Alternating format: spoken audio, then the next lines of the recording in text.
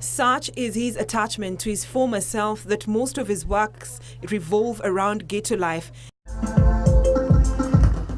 This is Peter Mweke, a 24-year-old budding artist whose life has evolved from the proverbial grass to grace in a ton of events that have seen him transform from a street child to a proprietor of a recording studio.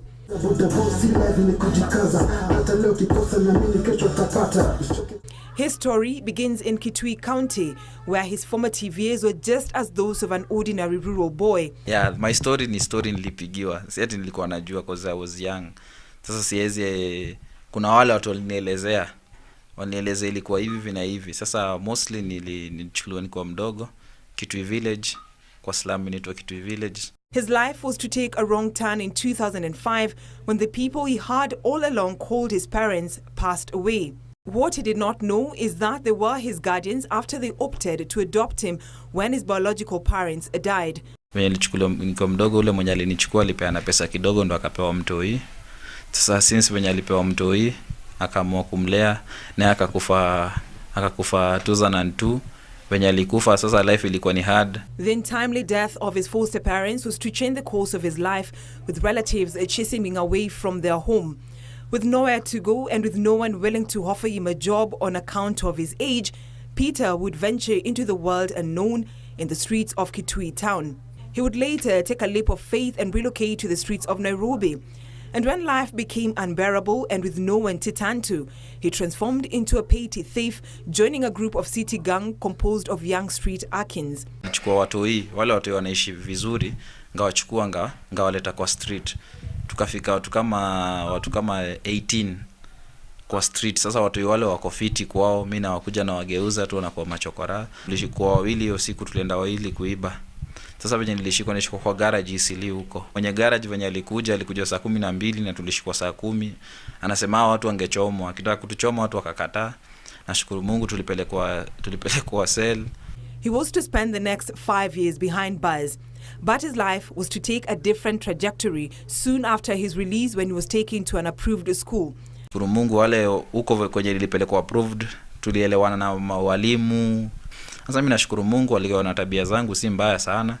Wakaniachilia. Sasa makosa waliniachilia na sikuwa na kwetu. Wakanileta mpaka town hapa Nairobi bana. Nilikuwa na slippers mbele na nyuma, hata sina nguo zingine. Tucked deep inside Kinyago slums is this house that he would now call home. He was to meet a good Samaritan whose acts of kindness was to transform him to the person he is today. Joseph Kimani provided him with food and shelter as he hustled to earn a living, managing to enroll at a local primary school, studying until class 8 where he attained 132 marks out of 500. Kimani says he decided to give Peter a chance after he realized his potential. Pia yeye amekumbuka mali alitoka pale kwa street, ile shida amepata kulala nje. Pia akachukua hiyo advantage kusaidia another street boys wale wako sasa. Amekuwa akipata wafadhili kidogo, anawapikia chakula huku chini, anachangisha mavazi.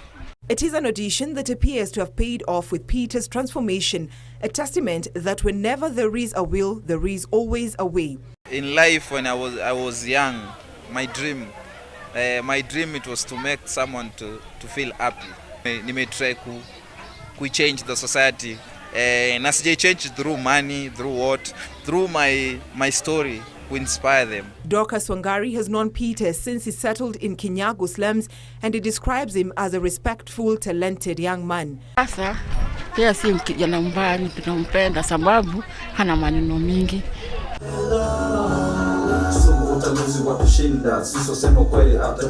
Fazil, who works with Mweke at his BMG studio as a producer, says Peter is an ambitious young man with the potential to change the world. Alikuwa ananiambia kuhusu street changing, kuchange wasanii kwa street, pia mimi nikafurahia, nikapata interest. Hata tuko na program na yeye tumeungana, inaitwa The Dandana Project. Inasaidia wasanii wako unprivileged to afford studio funds, whatever.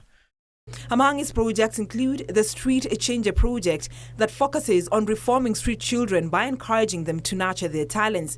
It is a concept that is changing many youths, as narrated by Patrick Maine, the captain of Street Changer Football Club. Timu yetu ametusaidia, tumemove from one step to another. Juu ametupea ball, ametupeleka kwa ligi kadhaa. Tumekuwa pon, yani ya tumekuwa dependent kwa yeye.